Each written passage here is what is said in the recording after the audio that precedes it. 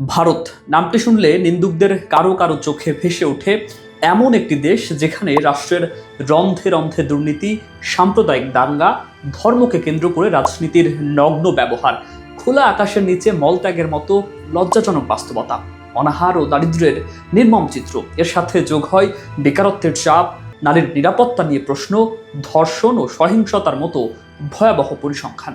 বায়ু দূষণে ভরা একটি শহর, শিক্ষা ও স্বাস্থ্য সেবার অসমতা, রাজনৈতিক মেরুকরণ, সংখ্যালঘুদের নিরাপত্তা নিয়ে উদ্বেগ। তবে এই বাস্তবতার উল্টো চিত্রও কিন্তু রয়েছে। আপনি মানুন আর নাই মানুন, দিন দিন ভারত মাতা বিশ্ব শক্তির মোড়লদের কাতারে উঠে আসছে। বর্তমানে ভারতের অর্থনীতি প্রায় 3.7 ট্রিলিয়ন মার্কিন ডলার, যা তাকে বিশ্বের পঞ্চম বৃহত্তম অর্থনীতিতে পরিণত করেছে। খুব দ্রুতই তারা জার্মানি ও জাপানকে টপকে তৃতীয় স্থানে যাওয়ার পথে। ইতোমধ্যে তারা যুক্তরাজ্যকে ছাড়িয়ে গেছে, পেছনে ফেলেছে ফ্রান্সের মতো শক্তিশালী অর্থনীতিকেও। এমনকি পূর্বাভাস বলছে 2030 সালের মধ্যেই জাপান ও জার্মানিকে ছাড়িয়ে তারা বিশ্বের তৃতীয় বৃহত্তম অর্থনীতি হয়ে উঠবে। এই উত্থান কেবল সংখ্যার নয়, এটি আত্মবিশ্বাসের উত্থান, বৈশ্বিক অবস্থানের পরিবর্তন। অন্যদিকে সামরিক শক্তিতেও ভারত এখন এক শক্তিশালী অবস্থানে। তাদের বার্ষিক প্রতিরক্ষা বাজেট প্রায় 80 বিলিয়ন ডলারের কাছাকাছি, যা বিশ্বের শীর্ষ সামরিক ব্যয়কারীদের মধ্যে অন্যতম। ভারতীয় সেনাবাহিনীর হাতে রয়েছে অত্যাধুনিক ট্যাঙ্ক যেমন T-90, আকাশে রয়েছে সুপারসনিক যুদ্ধ বিমান রাফাল, সমুদ্রে পারমাণবিক সাবমেরিন এবং বিমানবাহী রণতরী। সবচেয়ে গুরুত্বপূর্ণ, ভারত একটি পারমাণবিক শক্তিধর দেশ, যার নিজস্ব ব্যালিস্টিক মিসাইল সিস্টেম রয়েছে। অর্থাৎ প্রতিরক্ষা ও আক্রমণ দুই ক্ষেত্রেই ভারত আজ প্রস্তুত। একসময় উপনিবেশের শৃঙ্খলে বন্দী, দারিদ্র্য, বিভাজন আর যুদ্ধের ধ্বংসস্তূপে দাঁড়িয়ে থাকা একটি দেশ আজ সেই দেশই বিশ্ব রাজনীতির সবচেয়ে জটিল খেলায় নিজের চাল চালছে নির্ভয়ে। কিভাবে সম্ভব হলো এই রূপান্তর? এই প্রশ্নের উত্তর খুঁজতেই আজকের গল্প ভারতের, যেখানে ইতিহাস, অর্থনীতি আর কূটনীতি একসাথে মিশে তৈরি করেছে এক বিস্ময়কর উত্থানের। ভাবুন একবার, যে ভূখণ্ড একসময় বিশ্বের ধনী সভ্যতাগুলোর একটি ছিল, সেটাও 200 বছরের ঔপনিবেশিক শোষণে হয়ে উঠল নিঃস্ব। ব্রিটিশ ইস্ট ইন্ডিয়া কোম্পানির বাণিজ্য থেকে শাসন, আর তারপর সম্পদের নিষ্ঠুরতর নিঃশেষ। ভারতের শিল্প ধ্বংস হলো, কৃষি ভেঙে পড়ল, দুর্ভিক্ষে লাখো মানুষ মারা গেল। তারপর এলো 1947-এর স্বাধীনতা, কিন্তু সঙ্গে বিভাজনের রক্তাক্ত অধ্যায়, ভারত বিভাজন 1947।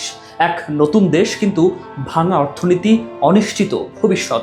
সে সময় নেতৃত্বে ছিলেন জওহরলাল নেহরু। তিনি রাষ্ট্র নিয়ন্ত্রিত অর্থনীতি নিয়ে দেশকে গড়তে চাইলেন। বড় বড় শিল্প, ড্যাম, গবেষণা প্রতিষ্ঠান, ভিত্তি তৈরি হলো, কিন্তু গতি ছিল ধীর। দশকের পর দশক ভারত রয়ে গেল এক সীমাবদ্ধ অর্থনীতির ভেতরে, যেখানে সম্ভাবনা ছিল কিন্তু মুক্তি ছিল না। কিন্তু এখানে আসছে আসল টার্নিং পয়েন্ট। 1991 সাল, অর্থনীতি প্রায় ভেঙে পড়ার মুখে, বৈদেশিক মুদ্রা শেষের পথে। তখন PV নরসিমা রাও এবং মনমোহন সিং খুলে দিলেন নতুন দরজা। উদারীকরণ, বৈশ্বিক বাজারে প্রবেশ, বেসরকারি খাতের উত্থান, এই এক সিদ্ধান্তই বদলে দিল পুরো খেলা। ভারত আর বন্ধ অর্থনীতি নয়, বরং বিশ্ব অর্থনীতির অংশ। এরপর শুরু হয় এক নীরব বিপ্লব। IT sector, outsourcing, startup, Bharat হয়ে ওঠে বিশ্বের ডিজিটাল ব্যাকবোন। একটি বিশাল তরুণ জনগোষ্ঠী, কম খরচের শ্রম আর প্রযুক্তিগত দক্ষতা, এই তিন শক্তি ভারতকে এগিয়ে নিয়ে যায় দ্রুত গতিতে। ধীরে ধীরে তাদের অর্থনীতি পৌঁছে যায় ট্রিলিয়ন ডলারে। তারা পেছনে ফেলে যুক্তরাজ্যকে, চ্যালেঞ্জ ছুড়ে দেয় জাপান ও জার্মানিকে। এই উত্থানে নতুন গতি যোগ হয় নরেন্দ্র মোদীর সময়। Make in India, digital India শুধু নীতি নয়, বরং একটি উচ্চাকাঙ্ক্ষী স্বপ্ন। অবকাঠামো উন্নয়ন, উৎপাদন খাত, প্রযুক্তি, সবকিছু একসাথে এগিয়ে যেতে থাকে। ভারত বুঝতে পারে শুধু অর্থনীতি নয়, শক্তি হতে হলে সব দিকেই এগোতে হবে। কিন্তু ভারতের আসল শক্তির একটি বড় অংশ লুকিয়ে আছে তার ভূগোলে, সমুদ্রে। ভারত মহাসাগরের তীরে দাঁড়িয়ে থাকা এই দেশটি বিশ্বের সবচেয়ে গুরুত্বপূর্ণ বাণিজ্যিক সমুদ্র পথগুলোর একটিকে প্রভাবিত করে। মধ্যপ্রাচ্যের তেল, এশিয়ার পণ্য সবই এই পথ দিয়ে যায়। এ কারণেই ভারত তার নৌবাহিনীকে শক্তিশালী করছে। বিমানবাহী রণতরী, পারমাণবিক সাবমেরিন, আধুনিক যুদ্ধ জাহাজ, সবকিছু দিয়ে ভারত সমুদ্রকে নিয়ন্ত্রণের খেলায় নেমেছে। এটি শুধু প্রতিরক্ষা নয়, এটি এক ধরনের কৌশলগত আধিপত্য। এদিকে কূটনীতিতে ভারত খেলছে এক জটিল খেলা। পররাষ্ট্রমন্ত্রী এস জয়শঙ্করের নেতৃত্বে ভারত একসাথে সম্পর্ক বজায় রেখেছে যুক্তরাষ্ট্র এবং রাশিয়ার সাথে। যেখানে বিশ্ব দুই ভাগে বিভক্ত, সেখানে ভারত নিজের পথ বেছে নিয়েছে, যাকে বলা হয় স্ট্র্যাটেজিক অটোনমি। একই সাথে ব্রিক্স, G20 এবং কোয়াডের সক্রিয় থেকে তারা নিজেদের প্রভাব ছড়িয়ে দিচ্ছে। কিন্তু প্রতিটি উত্থানের গল্পেই থাকে টেনশন। ভারতের ক্ষেত্রেও তাই। সবচেয়ে বড় চ্যালেঞ্জ এখন বাইরে নয়, ঘরের ভেতরে।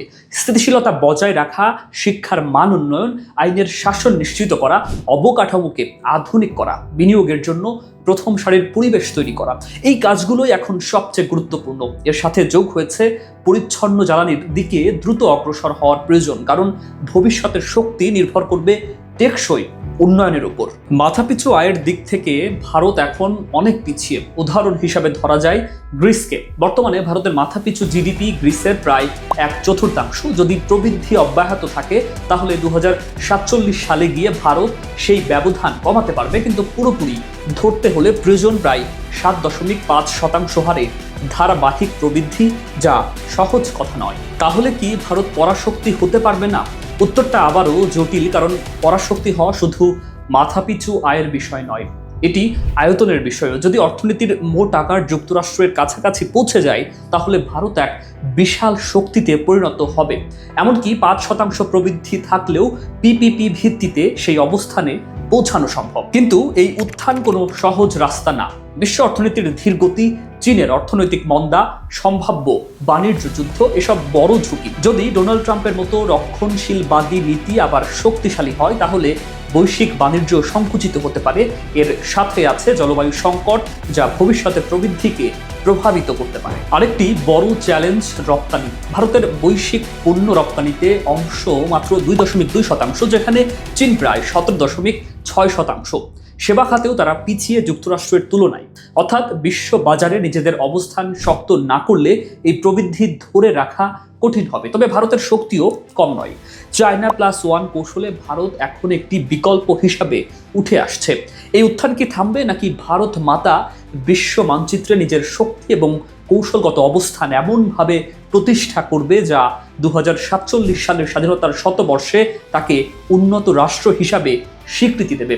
উত্তরটা ভবিষ্যৎ দেবে। কিন্তু একটা কথা নিশ্চিত, ভারত এখন বিশ্ব রাজনীতিতে এক্স ফ্যাক্টর। মতামত জানাতে পারেন মেট্রো বাংলার কমেন্ট বক্সে। সঙ্গেই থাকুন।